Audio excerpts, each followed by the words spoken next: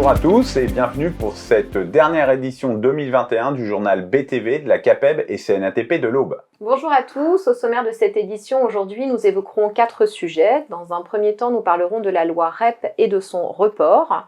Puis nous parlerons de la prime inflation qui doit être versée, la prime de 100 €, donc on parlera des modalités du versement. Enfin, nous évoquerons aussi le nouveau guide de l'OPP-BTP et la gestion des cas contacts en cas de Covid. Et nous terminerons par 2 nouvelles actions en faveur du recrutement.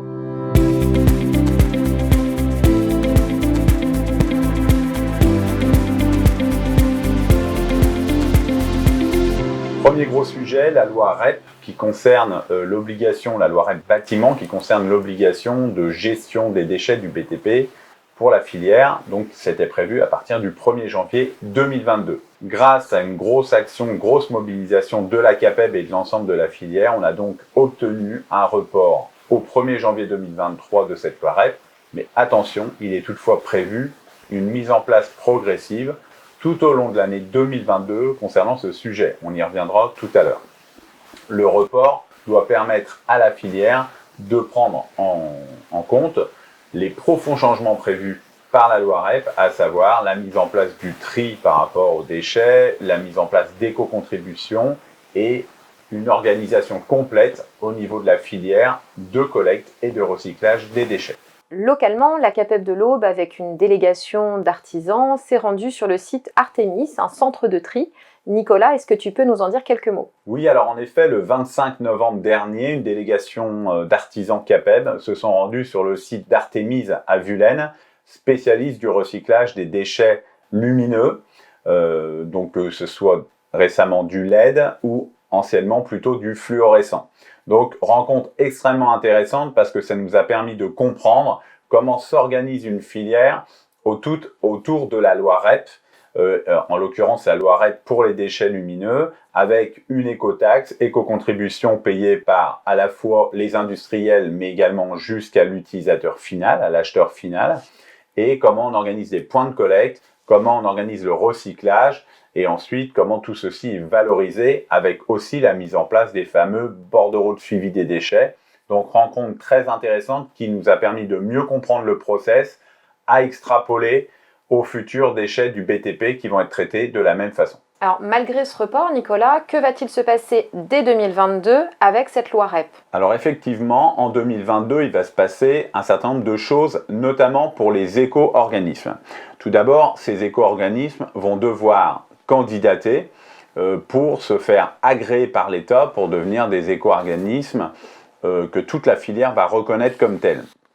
Ensuite, ces éco-organismes vont devoir conventionner d'une part avec les points de collecte, donc là on devrait retrouver à la fois les collectivités locales avec leur système de déchetterie, mais également des professionnels de la collecte et du recyclage.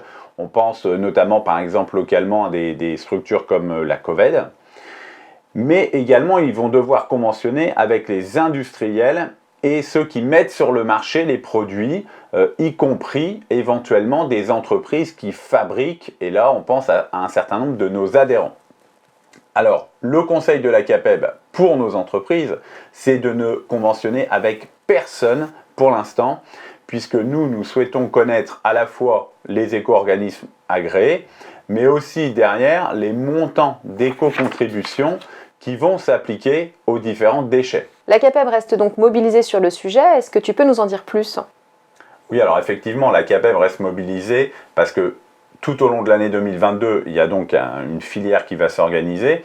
Alors tout d'abord, on reste mobilisé énormément sur le maillage territorial. Et là, on est en plein dans le rôle des CAPEB départementales qui vont devoir, département par département, mettre en place un mariage des points de collecte puis des points de recyclage de nos différents déchets. Ensuite, on reste très vigilant sur la mise en place de ce dispositif, car il faut bien comprendre que l'éco-contribution va avoir un impact fort sur le coût des matériaux, qui ont déjà subi un impact très important sur l'année 2021. C'est pourquoi la CAPEB demande que, entre le moment de la mise en place des éco-contributions et son effectivité sur le terrain, sur la répercussion sur le terrain, on est au moins 6 mois de minimum pour permettre de répercuter ce coût sur les clients qui, au bout de la chaîne, vont devoir financer ce processus. Dernière chose que je vais ajouter, n'oubliez pas l'Assemblée générale du 17 décembre prochain, lors de laquelle nous aurons une table ronde avec des experts consacrés à la loi REP et les incidences pour les entreprises du département de l'Aube.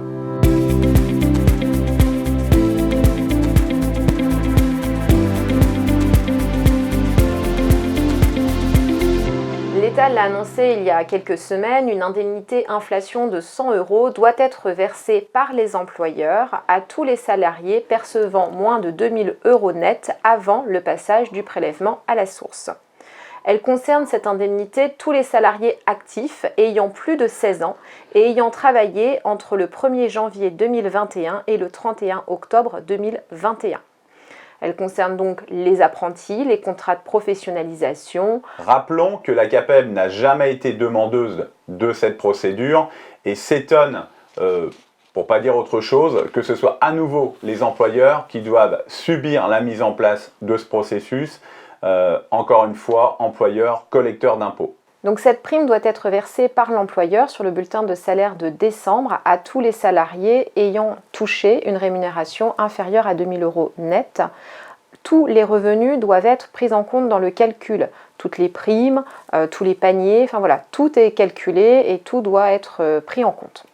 Alors, elle doit être versée également à toutes les personnes qui ne sont plus employées au moment du versement. L'employeur versera l'indemnité inflation salariée en une fois sur le bulletin de salaire de décembre en indiquant indemnité inflation, aide exceptionnelle de l'État. Le montant est le même pour tous, c'est-à-dire 100 €, c'est une somme forfaitaire. Elle n'est pas soumise à l'impôt sur le revenu et elle sera totalement exonérée de cotisations et de contributions sociales. L'indemnité inflation doit être déclarée par l'employeur sur la DSN et il pourra la déduire des cotisations sociales dues au titre de l'échéance suivant immédiatement le versement de l'indemnité.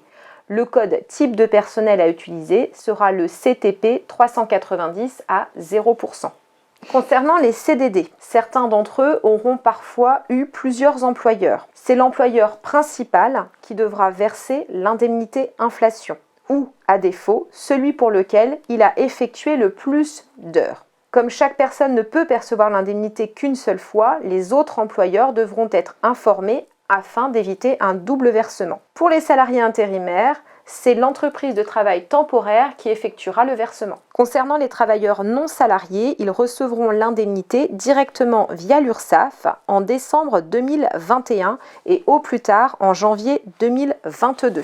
Plus précisément, concernant les travailleurs non salariés, je vous invite à revenir vers notre service juridique pour évoquer plus particulièrement votre cas, c'est-à-dire une création d'entreprise récente, une micro-entreprise, des gérants de SARL non rémunérés. Enfin voilà, je vous invite vraiment vivement à revenir vers Marc pour regarder au cas par cas la situation.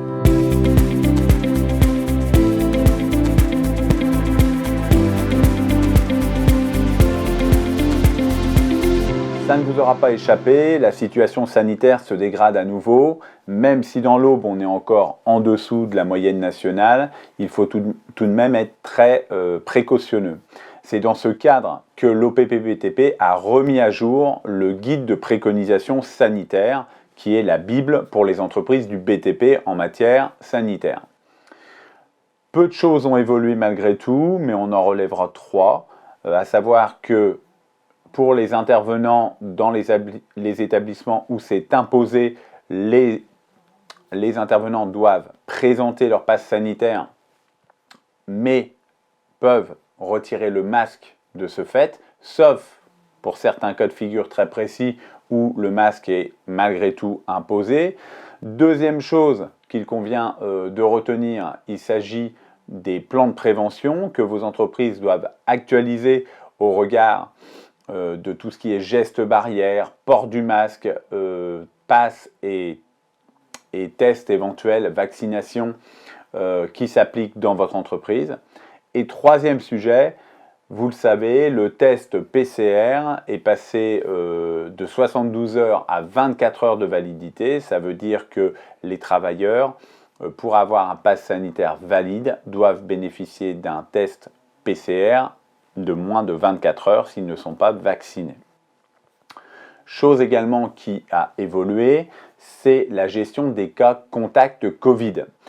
Pour cela, et pour faire simple, nous vous proposons un tableau synthétique qui va s'afficher sous vos yeux. Alors on va relever quelques cas précis qui sont les situations les plus importantes. Le premier cas, c'est lorsque vous êtes cas contact d'un malade qui ne vit pas avec vous et que vous êtes complètement vacciné. Dans ce cas de figure-là, vous n'êtes pas soumis à un isolement, mais à une autosurveillance et évidemment à un respect strict des mesures barrières. Malgré tout, vous devrez faire un premier test immédiatement pour vérifier que vous n'êtes pas effectivement infecté par le virus, puis un deuxième test 7 jours après la date du dernier contact avec ce cas contact. Dans ce cas de figure-là, puisqu'il n'y a pas d'isolement, il n'y a pas d'arrêt de travail.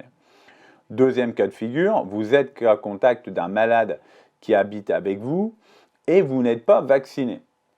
Dans ce cas de figure-là, ce n'est pas du tout la même chose. Vous devez absolument vous isoler immédiatement et jusqu'à 7 jours après la date de guérison du malade qui vit chez vous. Donc, c'est-à-dire, la date de guérison, c'est souvent 17 jours à compter de l'apparition des premiers symptômes. Dans ce cas de figure-là, évidemment, vous allez bénéficier d'un arrêt de travail dans déclare.amélie.fr. Si jamais vous avez des questions à ce sujet-là, je vous invite à revenir vers nous.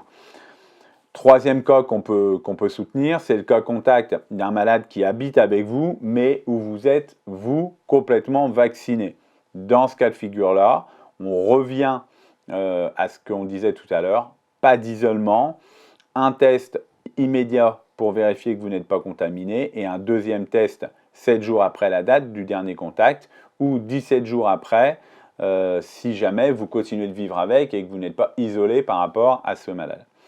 Dans ce cas de figure-là, il n'y aura pas non plus, bien sûr, d'arrêt de travail. Voilà les cas qu'on pouvait vous donner. Ce tableau est à votre disposition sur le site de la CAPEB et évidemment, nos services sont là pour répondre à tous les cas précis que vous pourriez rencontrer dans votre entreprise.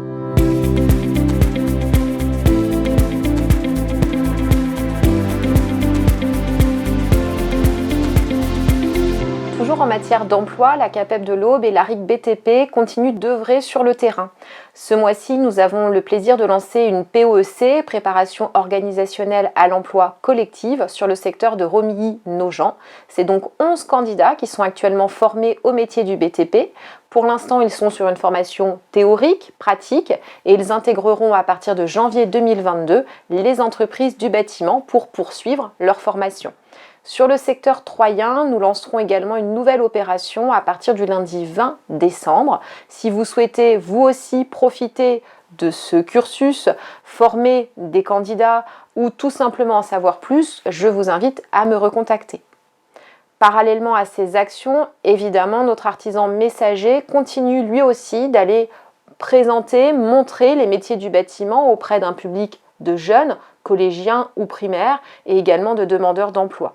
Nous sommes allés ce mois-ci sur le secteur de Pinay avec la mission locale, mais également sur la Côte des Bars, et nous sommes allés présenter les métiers du BTP aux collégiens avec le collège Paul Portier situé à Bar-sur-Aube. Des actions qui feront naître des projets, en tout cas, nous l'espérons. Au rayon agenda, une seule date à retenir, le 17 décembre 2021, au domaine de Vermoise, nous allons tenir notre assemblée générale annuelle. Donc cochez bien cette date, 2 tables rondes, une sur les déchets, nous en avons parlé tout à l'heure, et l'autre sur les difficultés liées aux approvisionnements dans le BTP qu'on a connues tout au long de cette année.